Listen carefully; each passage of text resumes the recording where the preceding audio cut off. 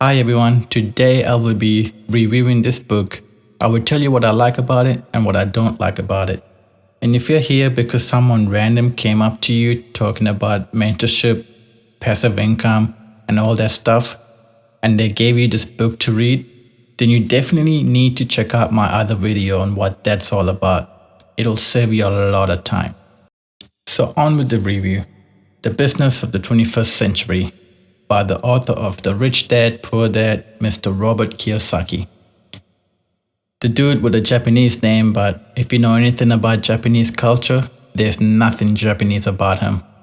Just another loud talking individualistic American. Yeah, I said it. So getting straight into it, I will talk about the good points first, what I like about it. And what I like about it is that it's pretty motivational. He talks about how him and his wife was homeless and still refused to get a job. Yeah, should I just got a job? That would have been getting a job. That the solution seems pretty simple. Anyways, he talked about dreams and how people don't chase their dreams even though it's very possible to achieve their dream. I will read a little section from this book just so that you know what I'm talking about. I once asked a man, if you had all the money in the world, where would you travel? He replied, I would fly to California to visit my sister. I haven't seen her in 14 years, and I would love to see her, especially before her children get any older. That would be my dream vacation. At the time, that trip would cost him about $500. I pointed that out and asked why he had not yet taken the trip. He told me, oh, I will. I'm just too busy right now. In other words, this was the dream vacation. He would rather dream about taking than actually wake up and take. My book reading voice and my singing voice sounds exactly the same. Sad, right? Anyways, that little story that he wrote was pretty motivational, right? Now, I don't know if it's true story. He could have made it up. He could have changed the details around. But it's still nonetheless believable and motivational. Now, I don't know about you, but it motivated me to get up out of my ass and make this video to tell you how bad this book is. But no, we're still in the good points. We're still in the good points about the book. He also talked about his famous cash flow quadrant. He talked about the benefits and the disadvantages of being an employee, self-employed, business owner, and investor. You can become rich in all four quadrants, and you can also remain poor in all four quadrants. However, this book is pushing you towards the right-hand side, because with the right mindset, success on the right side would be much better than being on the left side alone. And that's what I like about this book.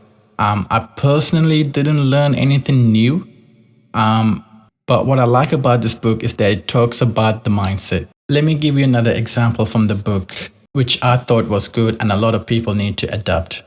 I'm going to read from the book again. Growing up, I often heard my parents use the phrase, we can't afford it.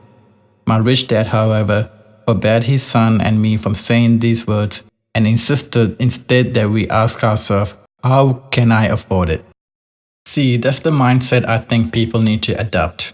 So if you think you can benefit from reading this book, if you think it can help you change your mindset around money, then by all means go for it. But I will now get to the bad points, what I didn't like about this book. First of all, I'm glad it was only 100 pages long, because if I read the whole thing, I would have been so mad I wasted my time reading this. Now I do read a lot. I have 2 university degrees which required me to read a lot. But when I was reading this book, the language that was used, it felt like a little kid wrote it. A little kid that was in a rush. It's written in a way that a dummy could understand it, and I think I know why they did that, and I'll explain why I think they did it later on. Another thing I don't like about this book is that it's mainly focused on network marketing. Now, when I think about network marketing, I think about building connections with individuals or group with specific talent and then utilizing that connection to improve your product or service, and they do the same with you. So you utilizing their specific talent.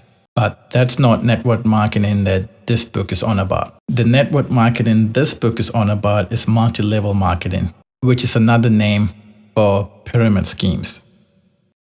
Yes, pyramid schemes are still around, people. Pyramid schemes have a bad name for it, especially when governments all around the world started cracking down on those organizations. Because a lot of vulnerable people lost a lot of money and their lives were destroyed. They were changed for the worse. And guess what? Pyramid schemes are still around. They just changed the name of what they're doing to make themselves seem more legit. It reminds me of me and my friends playing Bull Rush back in primary. A lot of people got hurt playing that game. If you know that game, it's really physical. A lot of people got hurt. People constantly got sent to see the nurse. So the school decided one day that enough is enough. So they decided to ban Bull Rush. Now, of course, me and my friends weren't happy about it because that's our game that we played. So we just changed the name from Bull Rush to Cow Rush and we just kept playing. And they couldn't do anything. Yeah. And the funny thing is, that's exactly what these pyramid scheme organizations are doing. They're just changing the name of what they're doing to things like network marketing. They just changed the name to disguise themselves as a legitimate business. And the annoying thing is, that's not how Robert Kiyosaki made his capital. He made his money from real estate, from property, not from network marketing. And now he's making money from selling this crap. He hasn't done network marketing, but this whole book is about network marketing. Why? I think there might have been some sort of deal that went on to make this book with Robert Kiyosaki, since now he's getting a little bit of fame in a certain group of people that are more easily to target when it comes to making money. You know what I mean? Pyramid scheme companies have usually been using Donald Trump as the celebrity figure to influence people in. But now Donald Trump's image has changed. People now see him as a joke. Some people see him as a joke, and some people see him as a sneaky, not so trustworthy individual. Some people. I don't want to push any wrong buttons here if I haven't done that already. So these pyramid scheme companies need a new celebrity figure. So it makes sense to get Robert Kiyosaki in on this. And it makes sense for him to do it because people like him, all they care about is money. And I think that's why this book seems like it was made in a rush and easy to understand for anyone. So yeah, that's my take on it. I want to keep this video short because I don't want to waste my time on it. But if someone gave you this book and you're here because of that, you definitely need to check out my other video to find out what that's all about. You probably got the gist of it from this video, but check that video out. It's actually kind of a funny story. They didn't, yeah, I played along with their game. Yeah, so check that out. I'll leave it in the description. And until next time, bye.